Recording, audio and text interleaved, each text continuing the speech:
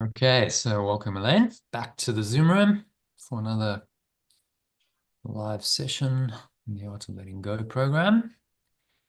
So yeah, let's dive straight into today's email, kick off with our daily quote as usual, which is from the course today, just to lead us into the theme of today. It's all about judgment, overcoming judgment, and that'll lead us into our lesson.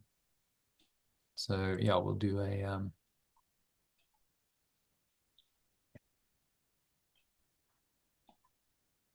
lesson.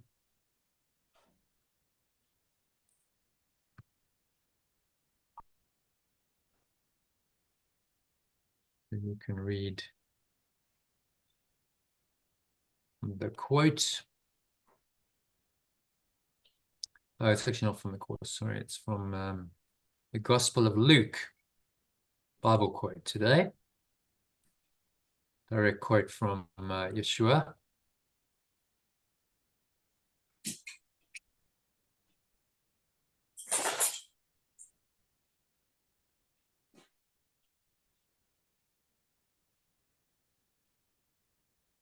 All right, so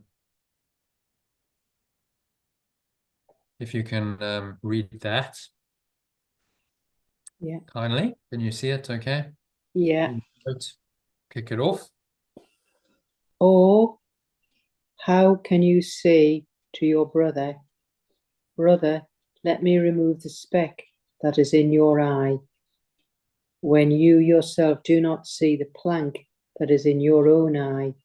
Hypocrite, first remove the plank from your own eye, and then you will see clearly to remove the speck that is in your brother's eye. Yeah, a very, very much quoted passage from the Gospel of Luke. In the New Testament, Yeshua was telling us straight what we're choosing to be when we judge others. So we're a hypocrite. We're judging others, but actually, what he's saying, the speck in your own eye, is that is in your own mind.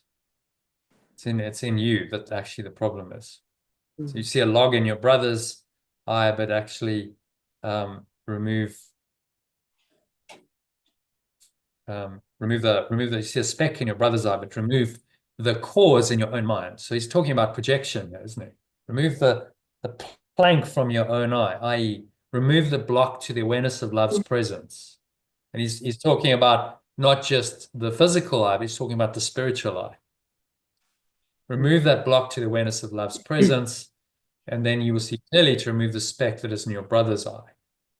So once you remove your own block, removing the speck in your brother's eye is forgiveness, is letting go of your judgment of your brother. So let's go into the deeper meaning of the quote to fully understand why this is so. When we judge another person as anything other than the pure formless awareness of perfect love they truly are, we are simultaneously judging ourselves as something other than this awareness. In other words, our own false belief in a made-up self that is separate from this awareness is what's judging and condemning them. But why do we feel the compulsive need to do this? You may ask. It's your separate self-concept or ego that does this in an attempt to get rid of the guilt that it feels towards itself because of its imagined sin of separating from this loving awareness. It feels guilty, projects that out, tries to get rid of the guilt by saying, well, I'm not the guilty one, someone else is the guilty one. Basic ego 101, that's what it's doing all the time. So when you understand that the people whom you judge the most, those who especially trigger egoic thoughts and emotions to arise in you, are really the mirror showing you these repressed thoughts and emotions and the beliefs that underlie them, i.e. your own shadow, you're empowered to let them go rather than reinforce them by trying to project them onto others in an attempt to get rid of your guilt by making them rather than you guilty. Right? So it's about saying, instead of projecting and saying, well, you're the guilty one, you go, no, actually, this is in my own mind. I'm the one who's guilty, but I'm not really guilty because I never really separated. There is no separate self. So I can just drop this instead of projecting it out. And that's what forgiveness does. The more, so the reason why the ego's attempt is flawed is that it should be self-evident that the more you give someone anything, the more you're reinforcing its apparent existence in your own mind. Because you cannot give what you don't believe in. Well, if I give you something, what am I saying? I've got lots of it to give. If I keep giving you something, I'm saying, well, I've got a lot of this to give. So you cannot give what you don't believe in. If you're giving blame and accusation, blame, judgment, then you're saying, I believe in guilt. So projecting your guilt in the form of blaming someone else for your distress will only reinforce and perpetuate the negative effects of guilt in your mind and your life. And those include fear, anger, conflict, sickness, and death, and all the other negative emotions, thoughts, and conditions that negate or deny love's presence. So it's a car crash. It's a horror show. Guilt is not pretty if you really look at it.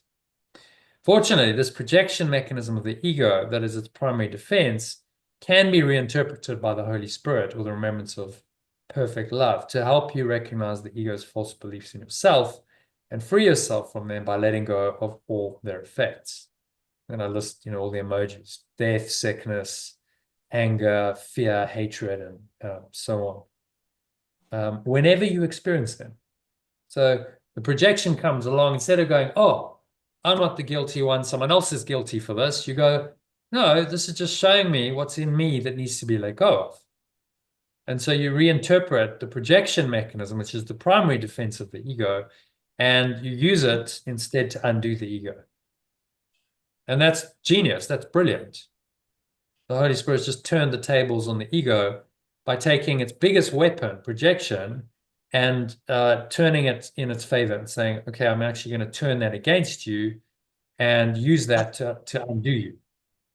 And if you keep doing this without making exceptions, you just can't fail to free yourself from all pain and suffering and be fully enlightened. This is what Yeshua means when he says you must remove the plank from your own eye in today's quote. You must clean your own mind. You must let go of your blocks without exception. No matter what you're seeing in your brother, it's just a reflection of the plank in your own eye. So the Holy Spirit's genius guarantees that you will ultimately succeed in letting your ego or false belief in separation go.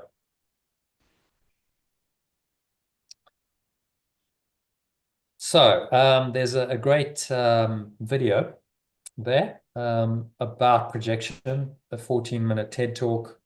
Guy's a Jungian psychotherapist. Jung understood this. He was the psychotherapist who understood the mind best, in my opinion. It's just an opinion, but he went deepest into it and understood this mechanism of projection, which is absolutely critical to the ego's operation.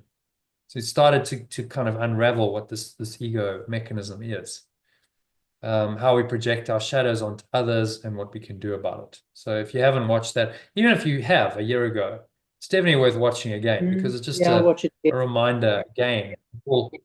Yeah, I'll watch it. I can remember watching it, but Yeah. I've forgotten now, so I'll watch it again. But the reason why we repeat is because you need reminding, right? So you watch it again, but you listen again, it's like, oh, actually it's a reminder, and I might just get something from it that I didn't get before. Yeah, exactly. Yeah, because I'm listening I'm listening differently, my understanding's increased. So suddenly it just, oh yeah, that what he said, just that really made sense. Went in deep. Oh, okay, I'm really getting this idea of projection much more than I ever did. And that's why these resources are repeated, because it's like, well, there's deep truth and wisdom in them. And how deep have you gone? When we start anything, we don't really get it, do we? We don't understand the depth of it.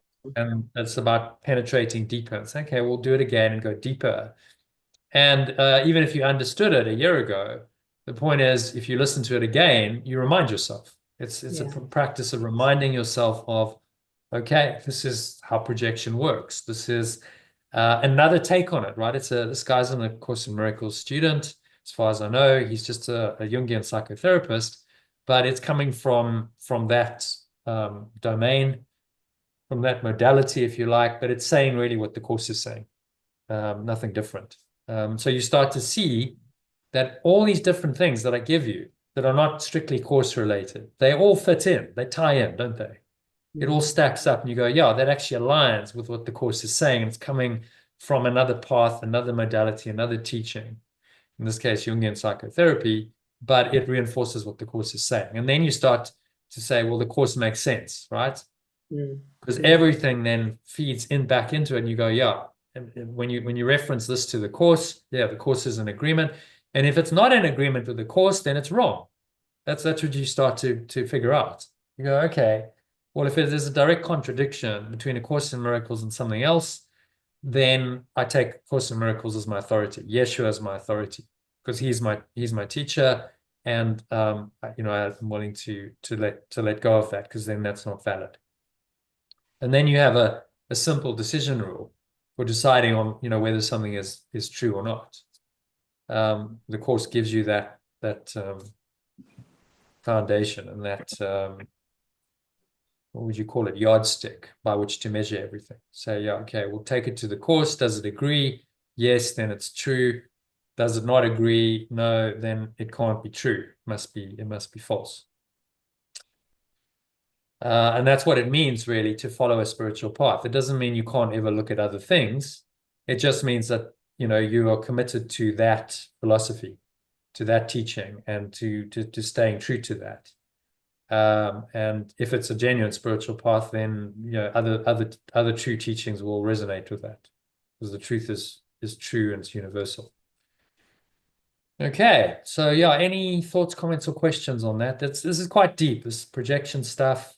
This idea of judging. This quote is often quoted, but I think it's not that well understood. I was trying to explain it to someone yesterday. He was going on at me and judging me. I'm going, well, it's just projecting. I'm not sure you really got it. It does take a bit of because getting used to it, yeah, because you see things that are unjust out there, and you're thinking, but that's my projection. Oh, so it gets you Yeah. thinking, yeah. So it is. It's Well, a big it turns it around, doesn't it? It instead of just going, oh, well, it's out there and it's got nothing to do with me, and I judge it as out there, and now it's something external to me that's beyond my control, and I want to change it, I want to fix it, I've got to do something to make myself feel better. You just turn it around and say, no, this is just in my own mind. It's a reflection of my own mind, which is hard to do. It's not an easy realization, but it's empowering, because you can then say, well, I can let it go then. If it's in my own mind, I have the power to let it go. It's not out there. The problem's not out there. The problem's within me, and I can actually change my mind and let this go. So massively empowering, although difficult to take that responsibility. Well, it is with extreme cases, like, for example, an innocent child who gets murdered. Then that's when it gets the extreme, you think, well, now how's that? How did the child project that?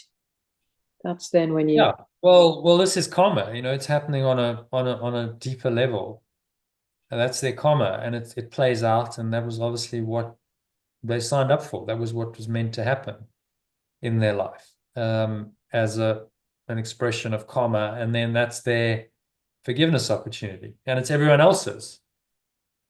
So then you go, okay, well, let's say it's my child. I know I have a massive opportunity to let go of all that grief and pain and maybe guilt, because maybe I think I could have done something to stop it.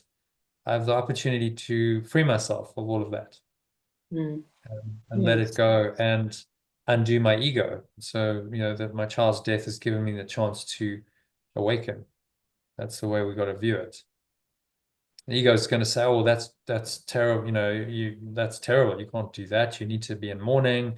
You need to grieve. It's all very tragic, and which many people do for many, many, many years. In fact, but that's not helping you. Yeah, there's going to be a process. I'm not saying your child dies, you're just going to go, oh, well, in a minute I'll just let it go. No, there's a process to it. There's a healing process, and that might take however weeks, long. months, years, but it doesn't have to take that. You could process it and deal with it in a day if you really understood.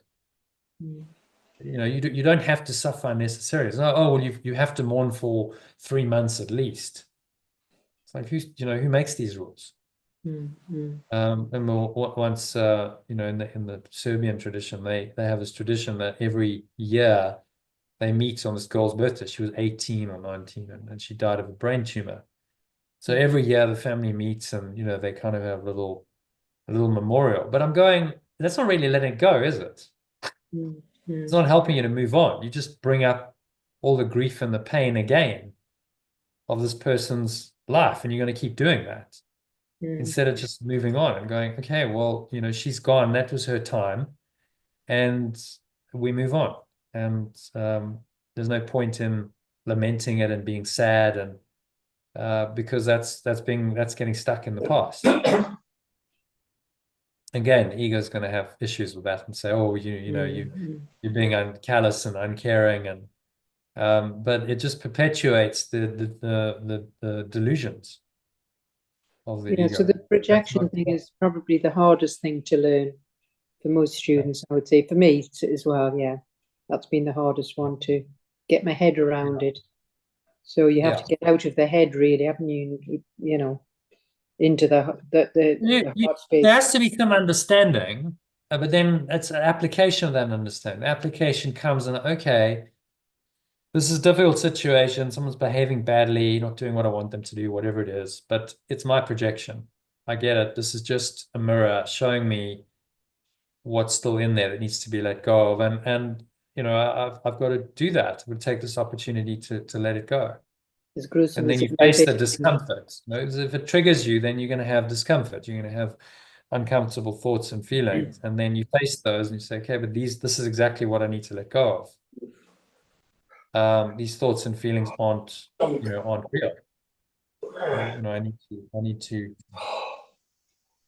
I need to drop them. I need to let them go. And then you've turned it around. Then you've seen it for what it is. It's an opportunity to awaken. It's an opportunity to let go of another part of your ego. And instead of projecting out and reinforcing the ego, you're taking steps in the opposite direction to undo it. Which, yes, you're saying that can't fail. If you do this systematically without exception, you cannot fail. You will undo the ego that way. So you have a foolproof way of undoing the ego at your disposal. You just have to apply it consistently, rigorously, without exception to everything. And that's not that easy because we're just addicted to projection. The human mind is addicted to its projections. The whole world is a projection of your own thought. Okay, well, you're addicted to that. You think it's all real. And then something happens and then you go, oh, but it's not me. It's someone outside of me doing it. And it's their problem. And I'm suffering because of them. And it's so entrenched in our thought system that turning that around is quite difficult. And that's why we do the mind training. We do the mind training to turn it around, to say, okay, you've got to turn around this default mechanism of projection and judging the projections that the ego specializes in. If you don't turn that around, then you're just going to be enslaved in its system forever. There's no hope in that. You will just live out your life, you'll age, you'll suffer, you'll die, and then you'll reincarnate and you'll do it all over again. You'll just keep the game going. Projection, perception. Projection makes perception, and then you judge the perceptions as real, which reinforces the projections. And it's a cycle. You could just go round and around in that, and you can keep doing that endlessly, can't you? Oh yeah. That's why we have multiple lifetimes. Okay, well, you just keep doing that until you're willing to look at it and say, okay, I need to stop that whole system of projection, perception, judging the perceptions then as real, which feeds back into the projections because you reinforce your beliefs. That is keeping me in prison. I have to break that destructive cycle, and I do that through radical forgiveness. There's only one way you're going to do it, which means you've got to reinterpret the projections as they arise. Instead of getting upset by them and angry, you've got to let those feelings go and release them. Which again, obviously, is fair enough if it's just something mild irritation out there. It's when you maybe see injustice or somebody's kicked a dog or whatever it is. Well, in my eyes, kicking a dog's. Well, be careful, Elaine, because there's no there's no hierarchy of illusions. Of So course. Yeshua says, just a minor irritation is a cover for intense rage. Underneath the minor irritation is this intense rage of the ego if you go deep enough. So that minor irritation could be your opportunity to undo the entire thought system of the ego if you went deep enough into it and you let go of it at its source. The intense rage of like, I'm guilty and I'm fearful and I'm now angry, mostly with myself. I'm angry for what I've done. I'm angry at myself. Yeah, but for Because I've example, completely messed it up. I've seen, I'm say watching somebody who's being cruel to an animal, which of course, would obviously upset me greatly. But that's my projection. So what do you do in a circumstance like that? Yeah. You can't let it go because you've got to go and get the authorities to. You let go of the fear, of the anger, of the pain, in any way. Whatever's, if it's causing you upset, then your job is to let that go. Enact accordingly. Yeah, and then in a calm, clear way, you can phone animal welfare and Yeah, ask them to yeah, sort it out. yeah, yeah. Take the action, but you're not upset. That's the difference. Whereas Mm. most people are like, I'll phone animal welfare, but I'm so upset by this. This has really got under my skin. It's really upset me. And I'm feeling really quite shaken and angry and maybe fearful. And then depression sets, can really negatively affect them sometimes for days or even weeks. No, I don't let that happen because you're just After, given the illusion power over your mind yeah, because I find unnecessarily. violence, I struggle with that. Witnessing violence, I do feel very, obviously, I've got to an age where I've seen it a few times and I struggle with that one, whether it be with people or animals, both to me. I struggle with violence. Because it triggers something in you, and then Yeah. that comes up in you, but that's your chance to let that feeling go. Say, okay, Easier well, said it's than done, just another illusion.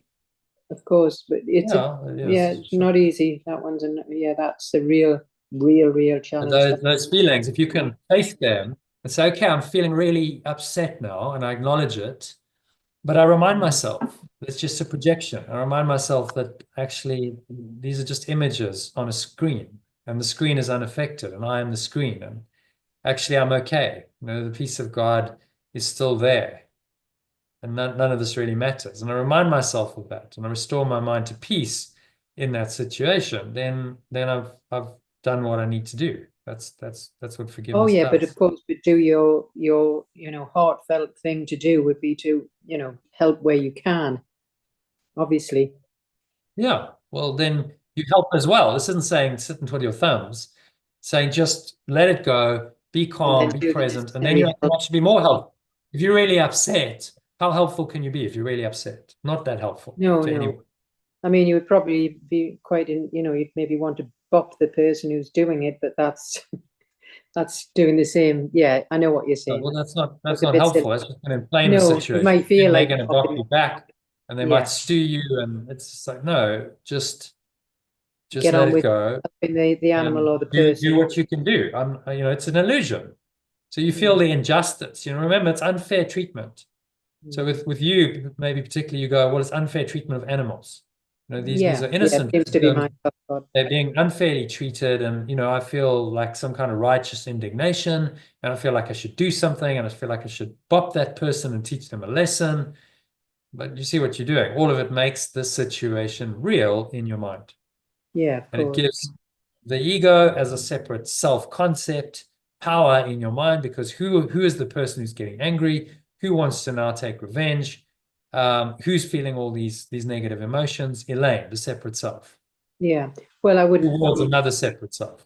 Yeah, I'm sure I wouldn't bop them, but I would maybe get the police involved. Yeah, yeah. Yeah, Whatever would but be it's necessary. emotion. Okay, so you don't act it out by Well, yeah, bopping them, you but feel. you go, all right, well, I'm going to get the police involved because they need to be punished. It's the same thought system. You're trying to punish them. Well, no, I think it would be just so that you can help the victim, the innocent dog or person. Yeah, well, if you did it for that reason alone and you were really clear in that, then fine. But if Hmm. you did it out of any revenge motive, then Oh, I no, see. not. Yes, yeah. No, it would be well. The main one would be to help the innocent. Well, it should be the only one. It's like, well, punishing this person is not even in my thought system No, because no. punishment doesn't really exist and the sin doesn't really exist. So maybe they could be taught to correct the error. Let's say animal welfare come in and they get wrapped over the knuckles or they get a fine. Okay, that might teach them something, but I'm not doing it to punish. Hmm.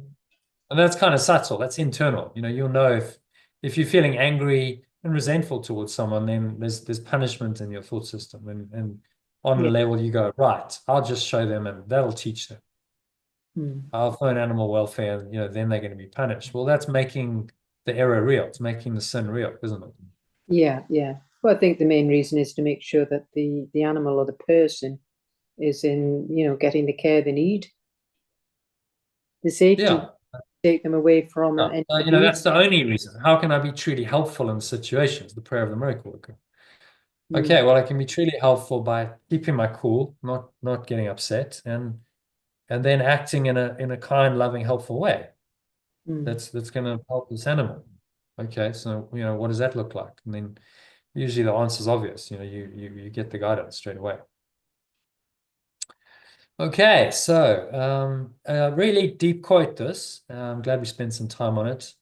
Really, you could argue this is the very core of forgiveness. Understanding this. Very much. And it's hard. Right. If you can understand that it's all a projection of my own mind, there's Hmm. nothing really out there. It's just showing me what's in my own mind. And the only way of healing this is to let go of these thoughts and emotions in my own mind. Hmm. That's the foundation of forgiveness. You need to understand that in order to then forgive. If you don't understand that, you'll never forgive, will you? No, You go, no. no, no, no, I'm not doing it. It's this person who's doing it. You keep on that track. No, no, they need to change. They need to change their behavior. It's not me, it's them. Look, they're the ones who've done this. So therefore, I don't need to change. Someone else needs to change for my salvation. Just do you see how the ego is very cleverly Mm-hmm. organized it that way? And of course, they won't change. So, and you've refused to change, so nothing changes, and the ego remains in business. And you continue suffering and aging and dying until you change your mind. All right. So good, a very good quote, very good theme, very deep topic. Let's go into yeah. So why don't we let's do the lesson, which will be Mm-hmm. like 10 minutes, and then we'll do a meditation because we haven't done Yeah, a meditation for a yeah, while. We did the what am I yesterday, so yeah. we'll take a break for today, and we'll just do the straight lesson. Okay, so let's go for that. 352 we're on to, so we're only 8 lessons away, really, because the last lesson repeated 5 times. So Yeah. nearly finished another year. Mhm. Well, time Mhm. flies, hey? It And does. some people seem to think that you only do the workbook once in your life. I've read people say, "Oh, well, I did the workbook like 5 years ago." I'm like, Mm. okay, it's a bit weird. So why wouldn't you do it every day? Well, Yeah. 5 years, the ego can creep back Oh, in. if you haven't done the workbook for 5 years, I mean, The for ego can sure, very easily you've creep back forgotten a lot of it. You're not practicing it. It's meant to be a daily practice. Okay, this is in. It's your a ongoing lifetime spiritual, journey. Yeah, yeah. and the course just gives you a framework for that. It's like, okay, well, you've got the lessons as kind of something to refer to. Uh, it gives you an idea which you can then apply to whatever arises in the day. There's different elements and aspects that it focuses on through the whole workbook. Yeah, it's very good. I think, Um, but when it so comes to the it's end, the need to drop words and sink down into the source, that's when you really, then I suppose you could say, oh well, maybe not necessary to do too much of the wordy stuff, I guess. maybe that's what happens with people. They've Well, actually. it becomes an invitation to meditate, right? These are really ideas that you then meditate on and contemplate. In the Christian mystic tradition, they have contemplation. Okay, so you have traditionally that would have been a Bible verse, and you would contemplate that, and that could take you into a very deep state of contemplation, prayer. In the East they call it meditation. It's an altered state where you could access the peace of God, as the quote says. And so that's what he's trying to do. Some of the lessons are more, it's especially in the first part, are more cerebral, more like, okay, you're going to understand this intellectually, you're going to practice it. But in the second phase, he's trying to get us to just use the lesson as a way into a deeper state in our mind. It's an invitation to go into a deeper state, altered state, which we'd call meditation or prayer. That's why they're short. The workbook, part 2 of the workbook from lesson 220 onwards, 221 onwards, is quite short and sweet. It's 2 paragraphs, and now we've gone to 1 paragraph. Because he said to us, the time for words is almost over. I was listening to paragraph 2 of this. Our use for words is almost over. So he's trying to take us into pure experience, using words as a tool to guide us there. When we start off, we need the words and all those, remember in the part 1 of the workbook, there's some really long lessons. One of them was like 4 pages, lesson 135, really long, lessons, almost like text-like. So there's a bit of that, but then, he in this part 2, it's more about, okay, we just reducing the words. You're going to use these ideas and the words as pointers into an experience. And if you can go there and you can stay in that experience, which we'd call meditation, for 15, 20 minutes, then, you're going to get the lesson on a deeper level than just reading it. So the workbook is really a meditation practice at its highest level. Contemplation and meditation. All right, so having said that, shall we go into it? Let's look at today's lesson 352. You can read, I'll read the original, you read the alternative. So judgment and love are opposites. From one come all the sorrows of the world, but from the other comes the peace of God himself. Judgment and love are opposites. From one come all the sorrows of the world, and from the other comes the peace of perfect love itself.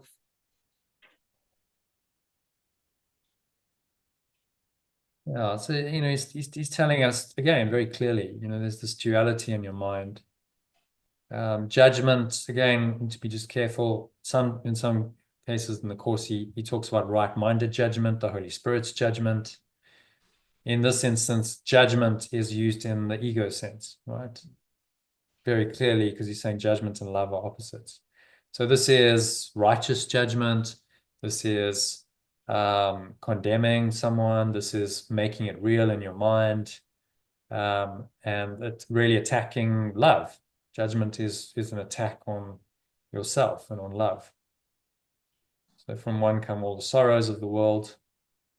From the other comes the peace of perfect love itself. So your choice, again, the very choice-oriented, like the previous lesson, he's saying you have a choice between these 2 alternatives. Which are you going to choose? And I'm telling you, what they do very clearly. From one come all the sorrows of the world, from the other comes the peace of perfect love itself. All right, so let's read the prayer. So forgiveness looks on sinlessness alone and judges not.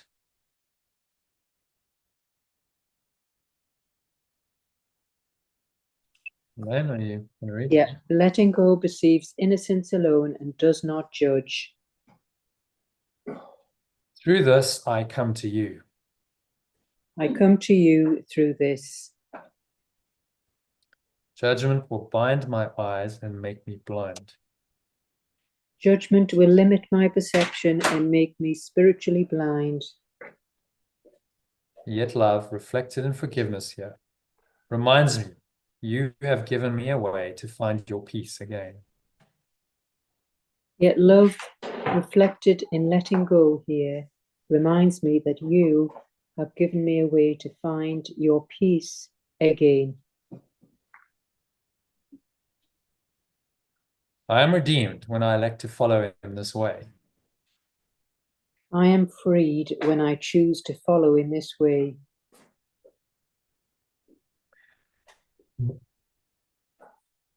You have not left me comfortless. You have not left me comfortless.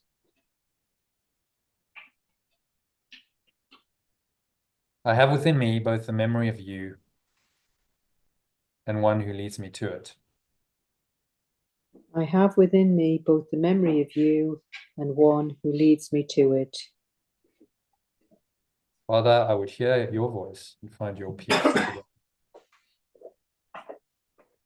My source, I choose to hear your voice and experience the peace today. Experience your peace today. Your For I peace. would love my own identity and find in it the memory of you. For I choose to love my own identity and find the remembrance of you in it. On the top, letting go perceives innocence alone and does not judge. I come to you through this. Judgment will limit my perception and make me spiritually blind. Yet love reflected in letting go here reminds me that you have given me a way to find your peace again. I am freed when I choose to follow in this way. You have not left me comfortless. I have within me both the memory of you and one who leads me to it. My source, I choose to hear your voice and experience your peace today. For I choose to love my own identity and find the remembrance of you in it. So the letting go is to see the innocence alone and not judge, because judgment will limit our true perception and make us spiritually blind. So the love of letting go reminds that you have given me a way to find the peace again. So we're freed. So if we follow in this way, we won't be left comfortless. Yeah. So we have the memory, it's already in us, it's there. So it's just tapping in. Mm-hmm. Choose to hear your voice and experience your peace.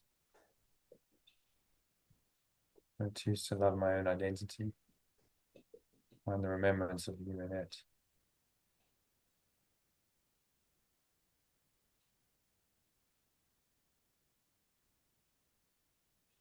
So it's just a call. These prayers are really just calling on our true awareness. We're just accessing a part of our mind through the prayer we don't normally access. And these are affirmations as well. This is also using power of affirmations. You say it aloud in the first person. Helps. So in the meditation, say it aloud. I'll say the words and then you repeat them aloud. It makes a difference. It's an affirmation of your faith, of your intent, your belief in this higher awareness.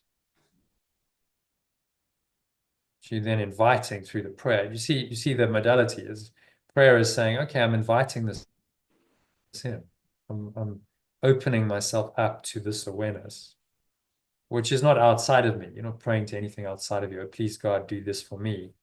Some kind of third party off-planet God. No, it's your own awareness that becomes a prayer as a practice of connecting with your own deepest awareness, which is all we're doing in the prayer, meditation, any spiritual practice is about just doing that. Connect with who you really are. Okay. So really simple, just saying, let go of the ego's judgments that blind you. Open yourself up to letting everything go, finding peace. Whatever the difficulty, the drama is that you're dealing with, you have not left me comfortless. There's a way out of it because I can let it go. And choose to hear your voice and experience your peace today. Choose to love my own identity and find the remembrance of you in it. So, yeah, very powerful affirmations. And the reason why we need to repeat these lessons is because we need to affirm it repeatedly.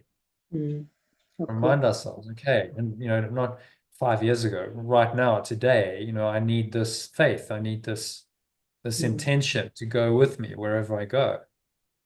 God goes with me wherever I go, but you have to remind yourself of it. It talks about the remembrance here, the memory of you. Is that memory of a transcendent state that goes with you wherever you go and guides you. It says, okay, well, you don't have to get upset about this because remember who you are. You still are love and actually not affected by whatever seems to be happening in a dream. So it's essential that we remember that presence. Otherwise, we forget it.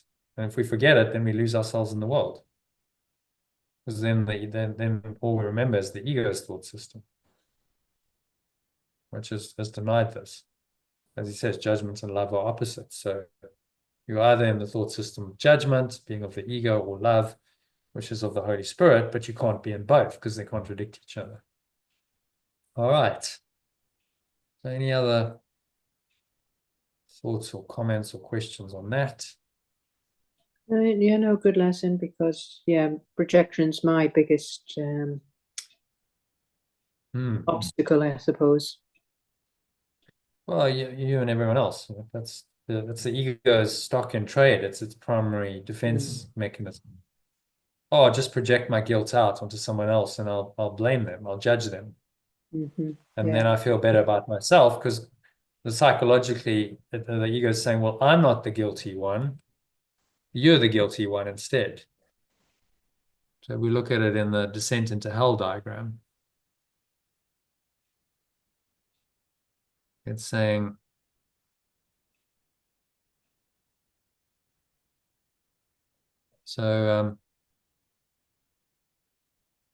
concept of a fearful, wrathful, vengeful God is inevitable if you believe in the ego. And then we fear that we'll be punished. False expectation of punishment appearing real. Now that's pretty horrible. The ego doesn't like that feeling. So it says, well, I've got a solution. We're going to project all that out onto someone else. So now you're off the hook and God is going to judge them and punish them. So then you blame and accuse and attack other people and sentient beings. Doesn't just have to be people. You do that in order to offload your guilt onto them, and your ego is saying, well, they're the guilty ones and they're going to be punished by this fearful, wrathful, vengeful God, and you're off the hook. But of course you're not, because you keep projecting guilt, and so the guilt makes you fearful, and the guilt has all the consequences of accusation, blame, attack, and you stay very much in that cycle. This is why you have to reverse it. So instead of projecting my guilt out and accusing and blaming and attacking others, I have to see that it's just a projection of my own mind, my own separate self that believes in guilt and sin and is trying to just project that out onto others. So now I'm going to take it back. I'm going to accept that this is my responsibility, and actually the guilt and the sin that I'm seemingly trying to project out aren't even real, because I'm not a separate self. I never did separate from love. The whole idea is false, and I'm really just pure formless awareness of perfect love, in which case there's nothing to forgive. And it's that logic that then is forgiveness, and that's what undoes the ego. We just have to remember that in the moment, when it's of course very tempting. If someone says or does something that is outrageous, it's very tempting to just judge and just carry on projecting, isn't it? And then you're just caught up in that cycle and there's no hope. That's what Yeshua was saying. So you have to forgive radically, let go of your projections, or not at all. It's that simple. All right, so good lesson. You can see how powerful this is. So one little lesson like this, just a paragraph and a short lesson, takes you into the very heart of the course's teaching. And this whole pretty high level, projection, perception, understanding reality in this way is not usual. It's quite unusual, quite rare. And one lesson fully understood will help you do that. Okay, so to go a bit deeper into it, let's do a meditation on it for 20 minutes. Shall we? Yep. And then we'll end the session there. Yeah. So let's go for it. Just in terms of after tomorrow, I could do a session tomorrow evening if you like. Early evening. If we could do say 4 o'clock. Yes, I think that should be okay. Yeah, I'll get the chores out the way and Yeah. I don't think we'll be going out with the family tomorrow night. It'll be the daytime. Yeah, no, that should be fine. All right. Great. Okay, so let's do this. We'll do the lesson, a meditation on it.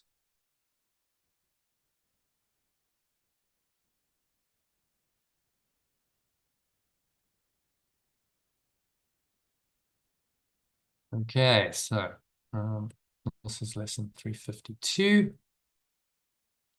Just going to do a meditation on it for 20 minutes. So making yourself comfortable, sitting with your feet shoulder width apart, your back straight, cup your hands in your lap, close your eyes. And start off with a nice deep breath in through the nose, breathing in. Noticing how the stomach rises and the chest rises. Subtle flow of air in through the nostrils. And you just pause at the top of the inhale. Clench your sphincter muscle to lock the energy in. Draw the energy up the spine. Your breath, massive maximal inhale breath. Scan your mind as you hold the breath briefly. You're looking for any judgments in the negative sense. When you judge someone, it's condemnatory in nature. It's, oh, you did this, you're guilty, you're evil, you're so unconscious, how dare you do this, you're just the most awful person in the world, whatever the thought is. Sense of feeling outraged, upset, unfairly treated, all of that. Just look for anything like that to do with anyone. And that's what you're going to work with to let it go using this lesson. So say to yourself, judgment and love are opposites. You can breathe in again, just top yourself up with the air if you need it. Judgment and love are opposites. Simple statement of truth. From one come all the sorrows of the world. And one is judgment. But from the other comes the peace of perfect love itself. From the other comes the peace of perfect love. And then just exhale and have a sense of releasing that judgment. Whatever the thoughts, the feelings are that you're feeling, notice how they show up in your body. Just be willing to drop them so you can breathe out. Imagine that you're breathing dark clouds out.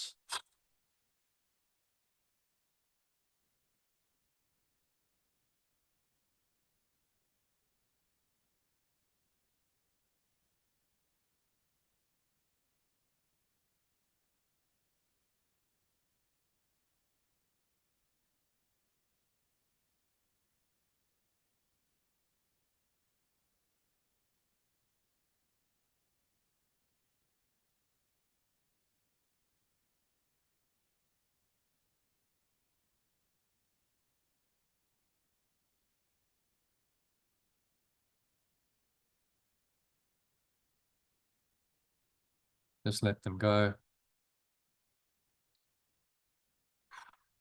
Blow it all out. The breeze of your breath. The nothingness that it really is.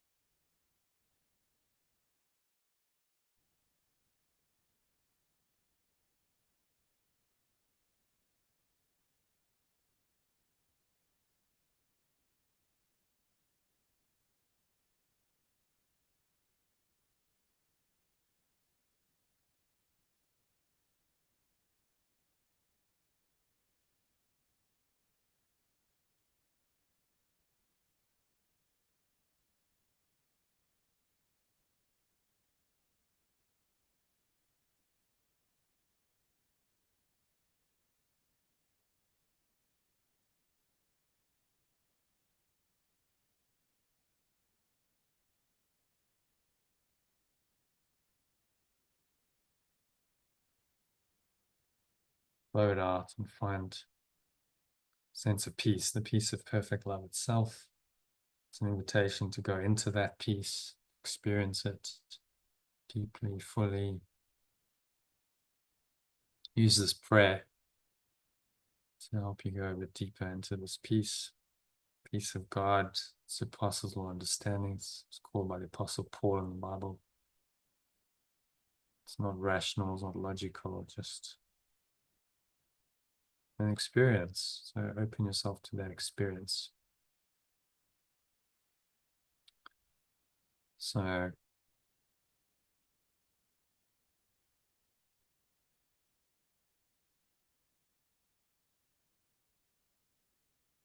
just breathing in. As you listen, I'll say a sentence as you breathe in. As you exhale,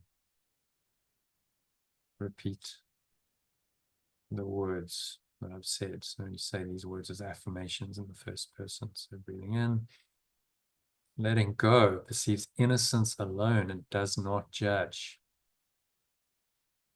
So repeat those words aloud. Letting go, perceives innocence alone and does not judge. Breathing in again. I come to you through this.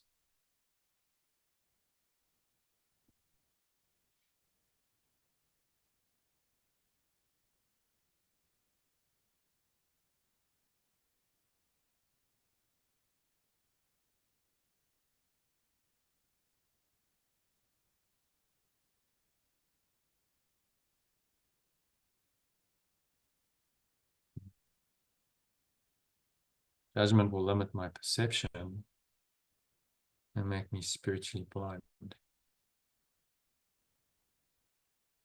Just contemplate on that. When we judge, condemn, we attack people, we're spiritually blind. We're seeing separation, not unity. We're forgetting who we are in that moment. We're forgetting who they are. Breathing in again. Yet love reflected in letting go here. It reminds me that you have given me a way to find your peace again. As you exhale, have a sense of letting go as you let go. Love reflected in letting go here. Remind me that you have given me a way to find your peace again.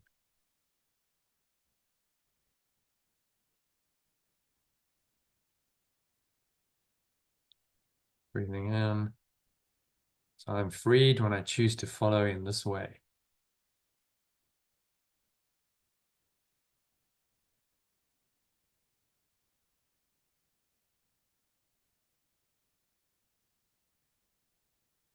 Breathing in. You have not left me comfortless.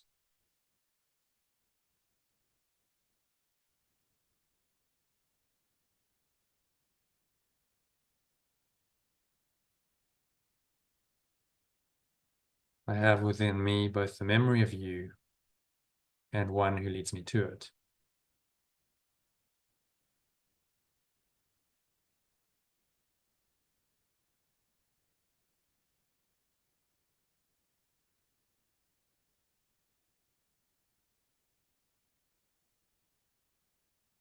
So just find that memory.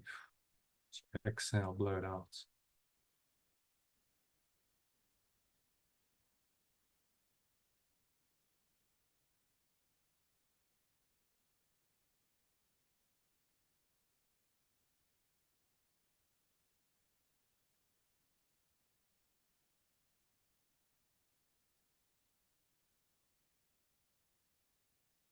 My source, I choose to hear your voice and experience your peace today.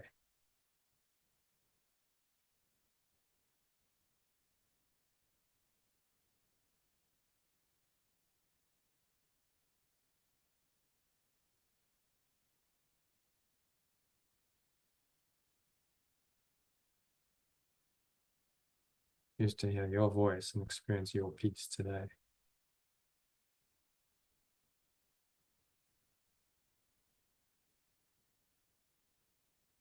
Feeling in again. I choose to love my own identity and find the remembrance of you in it.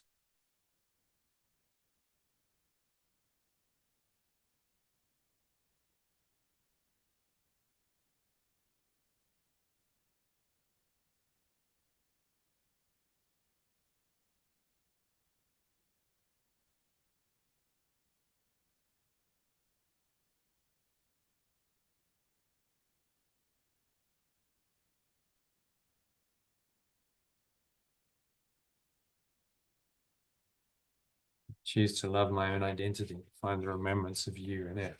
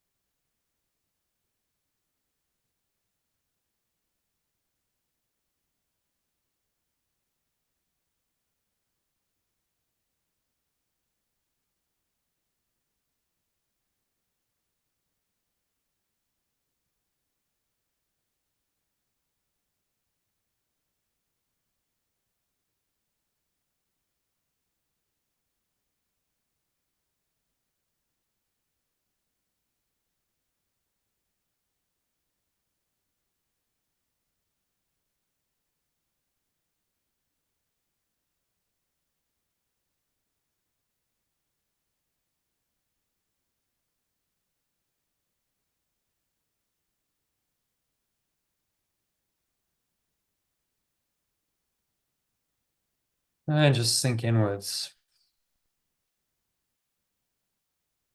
into the remembrance of love,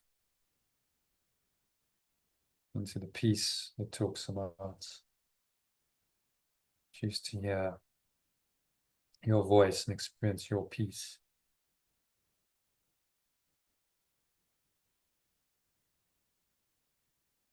Find that still calm center.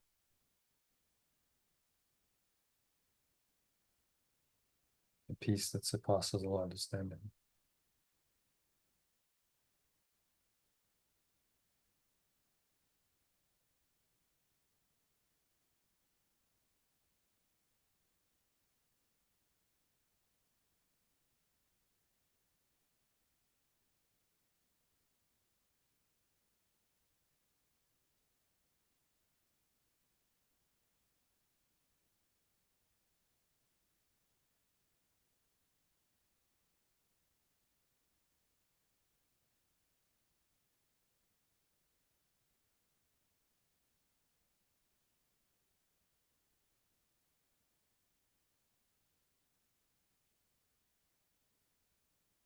Nowhere else to go, there's nothing else to do, nothing else to think about.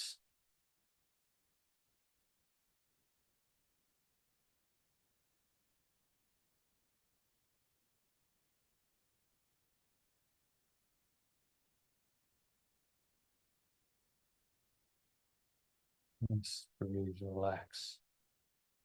Be still, quiet your mind into the still, calm place where thoughts can enter not.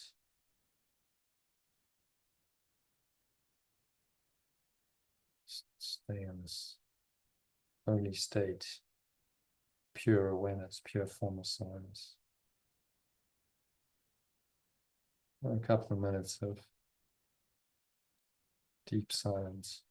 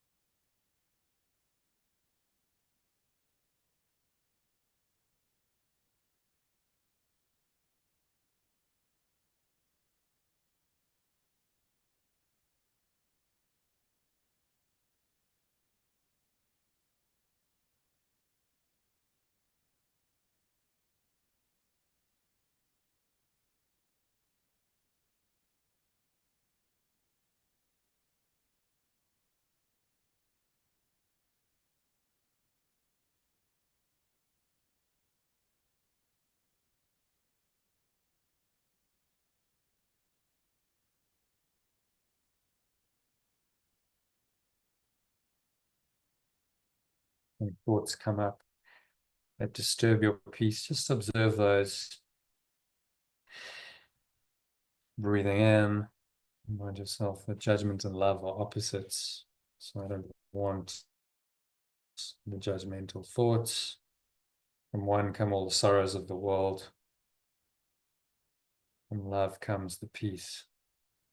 And I truly want the peace of perfect love itself. And just blow out all those negative thoughts, dark clouds or black smoke. Visualize it leaving you, leaving your body, your mind, your energy system. It's going, gone. Pull the lower stomach into the spine, expel the last remaining air out.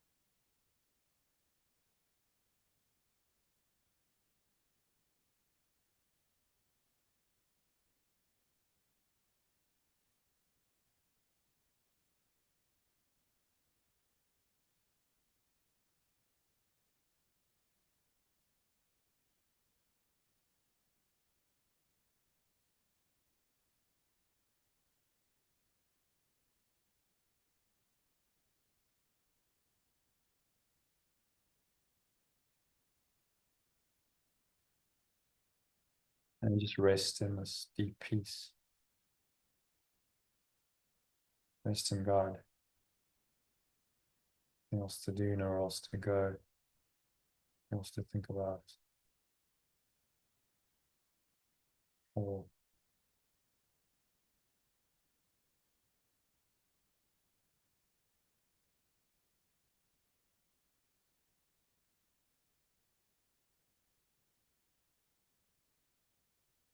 a minute or two of deep, peaceful silence.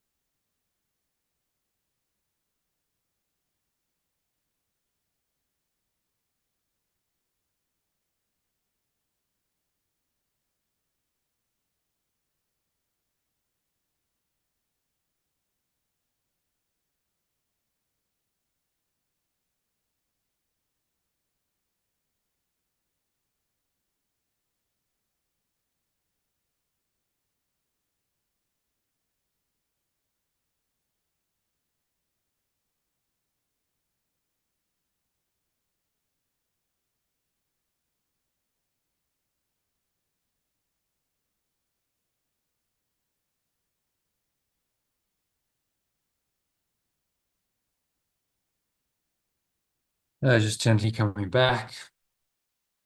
Into an awareness of the body and the breath, senses and the world.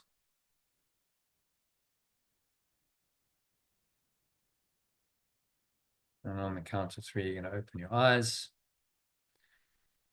So 1, just breathing in, noticing how the stomach rises and the chest rises. Subtle flow of air into the nostrils.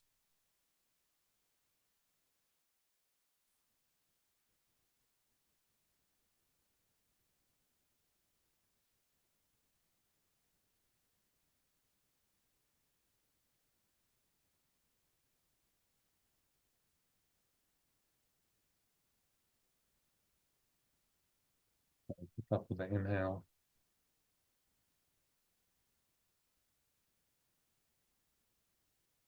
Looking at your mind again, noticing any judgmental thoughts, attack thoughts, and anything that's fearful, attacking, irritation, anger in any way. Just remind yourself that judgment and love are opposites. From judgment come all the sorrows of the world. From love comes the peace of perfect love itself. And just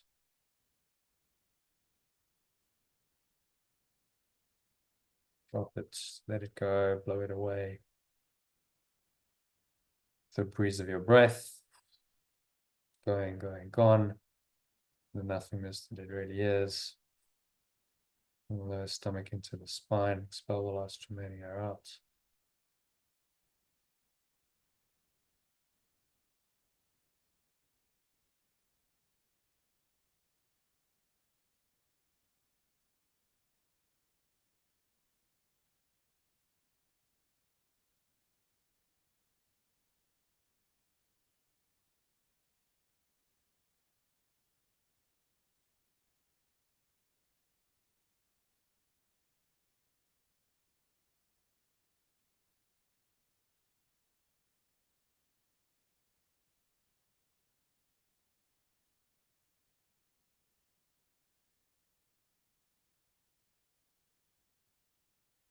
Count of 2, notice the weight of your body pressing down into the chair, feet touching the ground. See what you're feeling, touching, your hands, feet. Notice as you breathe in what you're smelling. Maybe there's a subtle taste in your mouth, or smell in your nose. Notice what you're hearing in the surrounding environment. Just noticing all these things from this very still, calm, and surrendered state of mind.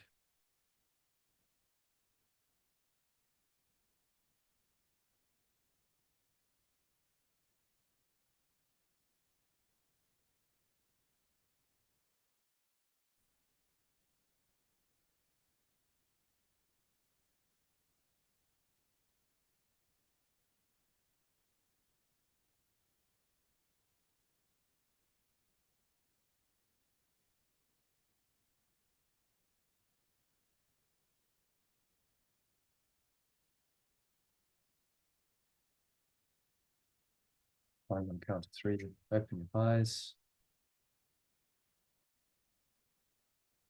Just looking around. It's very calm, clear way. Notice that this peace, if your access quite deeply, is still there in your mind and your awareness. Underneath all the images that you see, all of the sense perceptions, lies this deeper awareness from which comes peace, the peace of perfect love. Try and stay connected to that. As you go about your day, be aware of the underlying peace. Beyond the drama of the images, beyond the moving pictures in the 3D world, all the sights and sounds, the images projected out constantly into the world, is the peace of pure formless awareness, the peace of perfect love that is unshaken and immovable, that doesn't change, no matter what seems to be going on with the images. So you want to stay connected to that the rest of the afternoon and evening, set that intention, practice today's lesson to help you do that. Do it frequently using a breath break.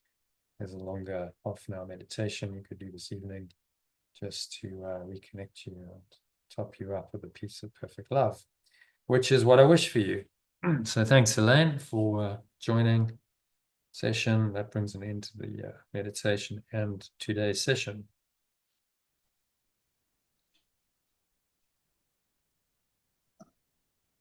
So I will see you tomorrow. Yeah. Yeah. Yeah. See you tomorrow, Elaine. See you tomorrow. Thank you very much. Yeah. Very good. Yeah. Say 4 o'clock. Actually, I've just realized I've got a massage in the morning, and I've got a gentleman I'm meeting at 2 o'clock. It's one of Sally, you know, our Sally. Sally, he was on the Marco Polo group, and he's here in Tenerife. And he said he would like to meet up. So I've just realized that's tomorrow at 2 o'clock, and I'm dropping him off at the airport. So it might be, I was just thinking, it's probably going to be about 5 o'clock before I get back. Just realized, forgot all about it. Okay. So maybe give it a miss. We can do it at 5. It'll just have to be got something at 7. I'll try and push it to 7:30. So we could do 5 to 7 if you like. Yeah. Or depending, I'll message you just to make sure that you're well aware. Yes. Because again, you know, when you're meeting people, you're not exactly sure and dropping off at the airport. So I'll message you to give you plenty of notice. Yeah. Okay. See you about 5 then. Tomorrow. Yeah. Okie doke. Thanks, Elaine. Namaste. Thank you. Namaste. Bye. Okay. Bye for now.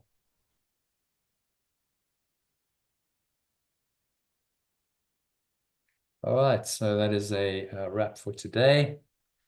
Thank you for joining, Elaine. If you enjoyed the session, then why not subscribe to the channel, post a comment, like it. You can also go to lifebuild.com. You can see that in the background of the screen if you're watching the video, or just click or tap the link in the text box below, and you can go and sign up to receive a daily quote every day via Telegram, along with inspirational message related to the quote. You saw an example of that at the beginning of the session. Mind training lesson from A Course in Miracles in its original and an alternative translated language form to make it a bit easier. We also give you access to the text of A Course in Miracles in original translated form, and the meditations and meditation and shorter breath breaks to help you to practice, and you can get access to these live sessions as well for 3 weeks at no charge. So check it out. Go to lifebook.com. We're starting the year's program again very shortly, and I hope to catch you on the inside of the group or in one of these sessions soon. Thanks for watching or listening, and namaste, which means the true self in me acknowledges and honors the same true self in you. I wish you much love, peace, and joy in that self.